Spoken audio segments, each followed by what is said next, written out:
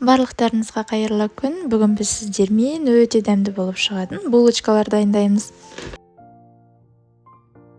Ең бірінші жылы сүтімізге қант, ашытқы, яғни дрожжды және де балды қосып біркелкетіп араластырып аламыз.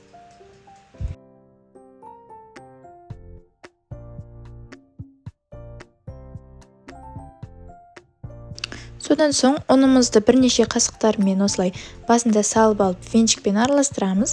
Одан кейін жартысын салып осылай қолмен жұмсақ қамыр илеуіміз қажет.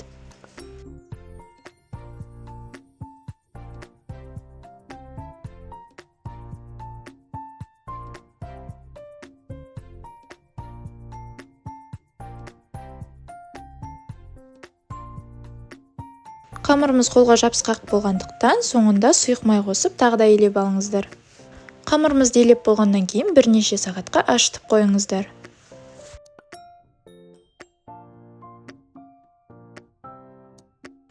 Қамырымыз осылай ашып шықты. Енді оны екі бөлікке бөліп алыңыздар.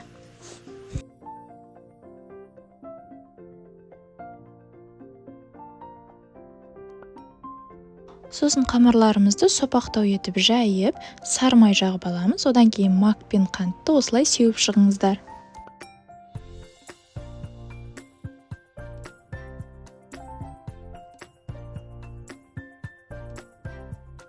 Одан соң видеода көрсетілгендей пышақтың көмегімен осылай кесіп шығыңыздар.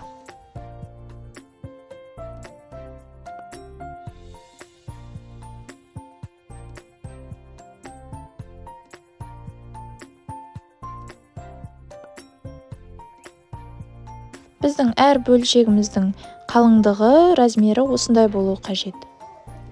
Одан кейін 180 градусты 25-30 минутта пісіріп алыңыздар. Содан кейін үстін мен осындай шоколадпен әрлеп шықтым. Енді дәмі өте керемет болып шығады. Міндетті түрде дайындап көріңіздер. Сіздерге де ұнайтынына сенімдімін. Егер рецепт ұнап жатса, міндетті түрде лайк басып, комментарийге өз пікіріңізді жазуды ұмытпаңыздар. Ас болсын!